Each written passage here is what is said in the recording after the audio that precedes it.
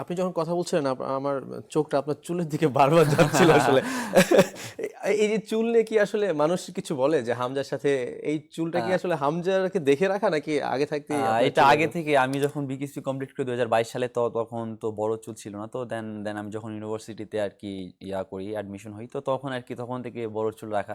তো তখনই আমি খেয়াল করছি যে আমার চুলটা কার্লি, তো দেখা যাচ্ছে যে সবাই আর কি তখন থেকে পছন্দ করতো যে কার্লি হেয়ারটা, তো আমি তখন থেকে আর কি রাখা শুরু করছি। বাট হামজা ভাই যখন রিসেন্টলি আসছে, তো দেখা যাচ্ছে যে হামজা ভাইয়ের সাথে অনেকটা আমার চুলেরটা মিল চলে আসছে। তো সেক্ষেত্রে বলবো যে সবাই আসলে হামজা ভাইয়ের সাথেই কম্পেয়ারটা করছে।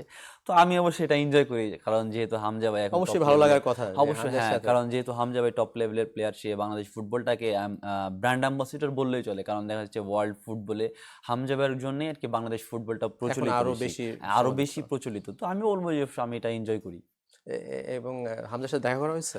না, হামজা ভাইয়ের সাথে এখনো দেখা করা নাই, কারণ আমার এই যে ইন্ডিয়া ইন্ডিয়া বাংলাদেশের যে ম্যাচটা হওয়ার কথা ছিল, ওই ম্যাচে হয়তো বা একটা দেখা করার অপরচুনিটি আসার আমি ভাবছিলাম যে দেখা করব। বাট আমাদের 18 তারিখে ফ্লাইট ছিল ওয়ার্ল্ড কাপের জন্য, হয়তো বা দেখা করা নেই। আমি আশা করি যে নেক্সট যে ম্যাচগুলো আছে, আশা করি দেখা হবে দুজনকে ইনশাল্লাহ। আসলে পাশাপাশি আমার মনে হয় দারুণ মানাবে। হ্যাঁ, অবশ্যই আশা করি। এইটা এখন আপনাদের বিষয়। এখন আপনারা যারা আছেন, আপনারা যদি এই বিষয়ে হেল্প করেন, তাহলে দেখা যাচ্ছে যে আসলে হামজা ভাইয়ের সাথেও এখানে আমরা কথা বলতে পারি না, এখন। অবশ্যই অবশ্যই জি, আমরাও চাই আসলে যে মানে আপনার হাত ধরেই আসলে বাংলাদেশ হকিটাকে এইভাবে চিনবে। জি, ইনশাল্লাহ।